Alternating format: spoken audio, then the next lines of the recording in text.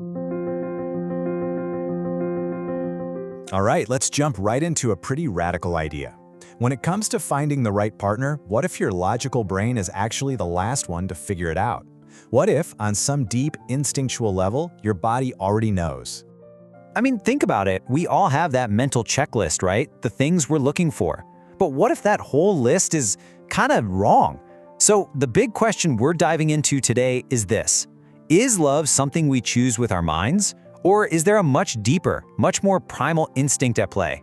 So, first things first, let's talk about the story we usually tell ourselves about falling in love. You know, the one that's all about that neat and tidy checklist?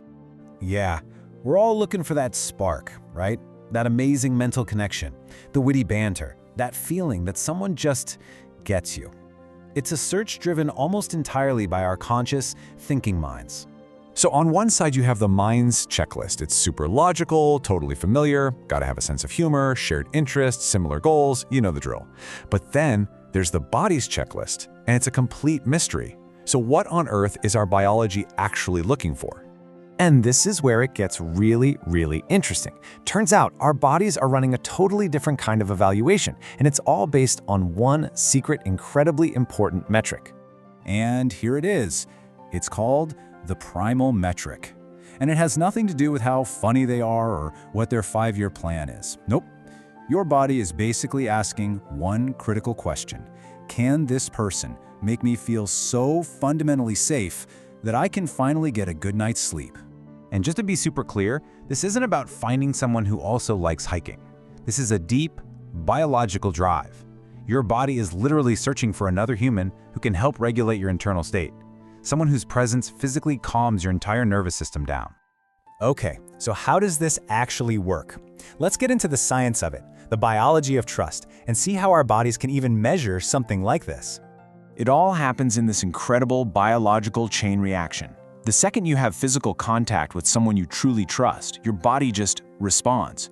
Your stress hormones, like cortisol, they just plummet. Your brain's little alarm center, the amygdala, which is always scanning for threats, it goes quiet, and suddenly your whole system can switch out of fight or flight and into a state of profound safety. This quote from the research just nails it. That feeling of calm isn't just a mood, it's a natural sedative. It's a powerful biological signal telling your entire system, hey, you're safe, you can power down now, you can finally rest.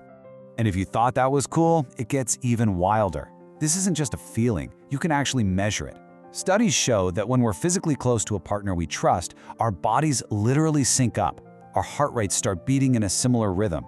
Our breathing patterns actually align. It's a state of real physiological harmony. So, how does this all play out in the real world?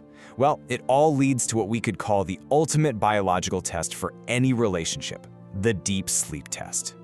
And the difference is, well, it's night and day. With a partner who makes you feel safe, your body can finally drop into that deep, restorative sleep. Your breathing is synced, your mind is calm, but when you're alone or even worse with someone who doesn't provide that safety, your body stays on high alert. You're tossing and turning, you're in a state of hypervigilance, and that stress just sticks around. So, turns out, how well you sleep is a huge clue about your relationship. So, let's bring this all together. What does this powerful biological signal really mean when it comes to building a connection that actually lasts? You know that feeling when you just crave being near someone? Well, according to this, that's not just some vague chemistry. It's a very specific, very biological recognition.